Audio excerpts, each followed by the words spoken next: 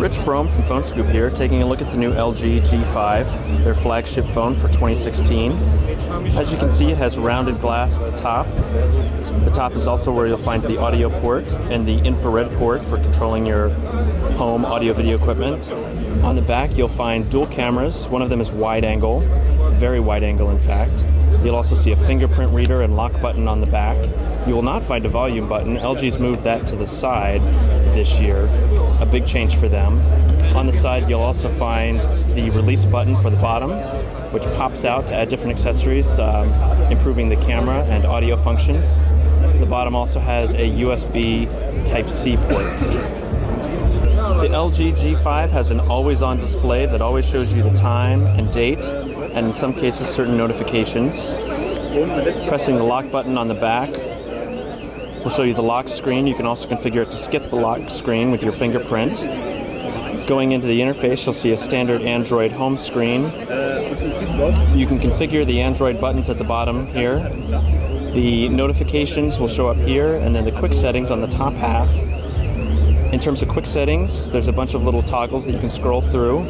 You can also customize those here. A ton of options for customizing that. You can also set up multiple users. So if you want your kids to have a special setup, they can do that here and keep that separate from your information. And of course, you can also jump from quick settings to the full settings. The camera interface in the G5 is based on their previous LG camera app, so most of it's very familiar. You'll see some settings down the side, including different modes, such as panorama, multi-view, slow motion, etc. They also have some fairly standard settings that you can pop out for things like HDR. You can switch to the selfie cam, flash, things like that. One of the new things is the ability to switch to the wide-angle camera here at the top, and you'll see that's a much wider angle when you switch to that.